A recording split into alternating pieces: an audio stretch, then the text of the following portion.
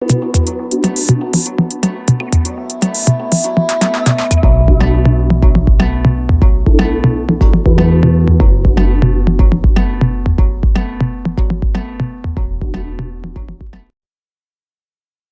कड़ी में हमने चर्चा की थी कि किस प्रकार कुतुबुद्दीन ऐबक की मृत्यु के बाद कुछ समय के लिए दिल्ली सल्तनत 4 भागों में बंट गई।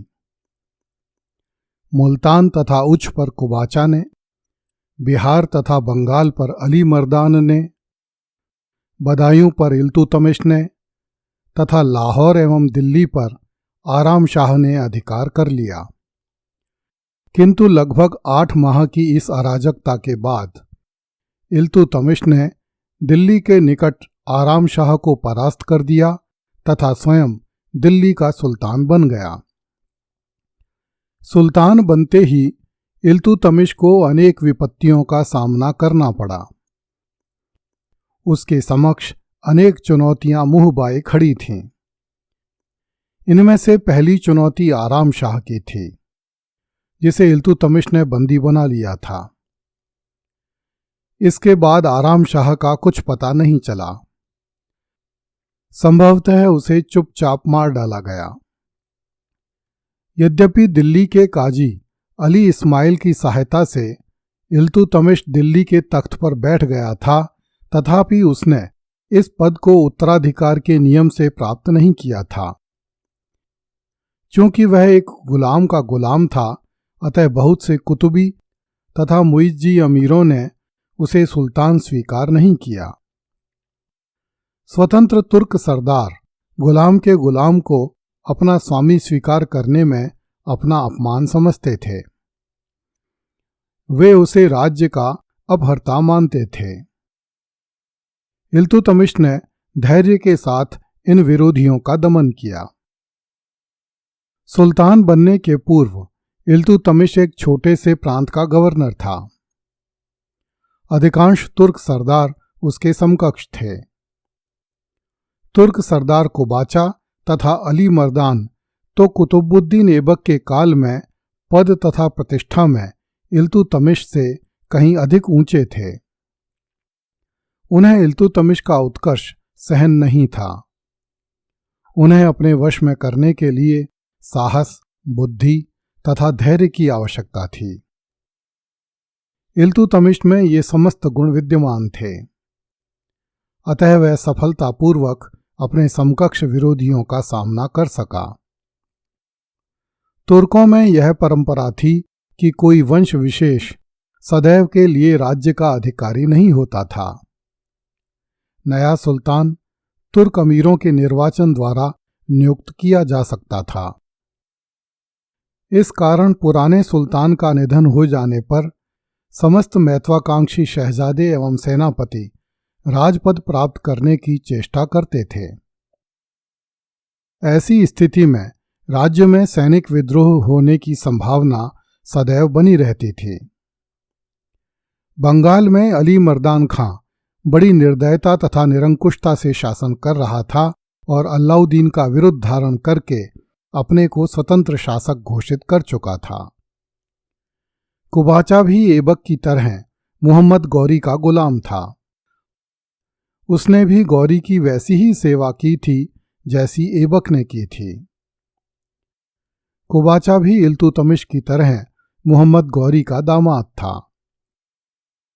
इसलिए कुबाचा ने इल्तुतमिश को अपना स्वामी स्वीकार करने से मना कर दिया तथा स्वयं को मुल्तान तथा सिंध का स्वतंत्र शासक घोषित कर दिया। उसने पंजाब का बहुत सा भाग दबा लिया और लाहौर, भटिंडा, सरस्वती, कोहराम आदि दुर्गों पर अपनी चौकियां स्थापित कर दी। अब उसकी दृष्टि दिल्ली पर लगी हुई थी।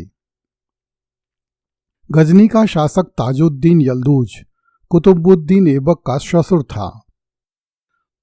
उसने गजनी पर अधिकार स्थापित कर लिया था, इसलिए वह स्वयं को मोहम्मद गौरी का उत्तराधिकारी समझता था और उस संपूर्ण भारतीय भूभाग को अपने साम्राज्य के अधीन मानता था जो मोहम्मद गौरी ने जीता था।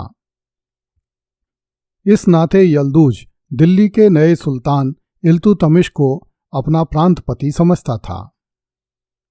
इसलिए यल्दूज ने इल्तुतमिश के पास राजकीय चिन्ह भेजकर अपनी प्रभुता का प्रदर्शन किया। संकटपूर्ण परिस्थितियों में इल्तुतमिश ने उन वस्तुओं को स्वीकार कर लिया, परंतु इल्तुतमिश ने इस अपमान को स्मरण रखा तथा समय आने पर भरपूर बदला लिया। इस प्रकार कोबाचा, यल्दूज एवं अली मर्दान इल्तुतमिश की जान के दुश्मन बन गए। वे तीनों ही अलग अलग कारणों से स्वयं को दिल्ली का स्वामी समझते थे और दिल्ली पर अधिकार करना चाहते थे। इन दिनों दिल्ली की राजनीति में भारतीय मुसलमानों का भी एक प्रबल दल खड़ा हो गया था। उनमें तथा विदेशी मुसलमानों में बड़ा वैमनस्य था। इस कारण राज्य में आंतरिक संघर्ष की संभावना सदैव बनी रहती थी। ये लोग विद्रोह करने तथा अपना प्राबल्य स्थापित करने के लिए सचेष्ट रहते थे। इन विद्रोही दलों पर सुल्तान द्वारा नियंत्रण रखा जाना नितांत आवश्यक था।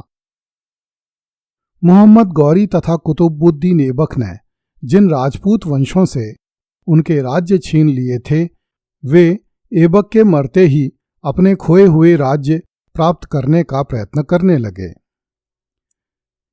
जालौर तथा रणथंभौर के चौहान शासक फिर से स्वतंत्र हो गए। अजमेर, ग्वालियर तथा दोआब में भी तुर्की सत्ता समाप्त हो गई। इल्तुतमिश के बदायूं छोड़ते ही गाहड़ वालों की प्रतिक्रिया भी आरंभ हो गई और उनके आक्रमणों का वेग बढ़ गया। कालिंजर तथा ग्वालियर तो ऐबक के शासनकाल में ही स्वतंत्र हो चुके थे। इस काल में भारत की पश्चिमोत्तर सीमा की रक्षा की समुचित व्यवस्था करना नितांत आवश्यक था, क्योंकि मध्य एशिया में स्थित तुर्क तथा मंगोल राज्यों में इस समय बड़ी खलबली मची हुई थी।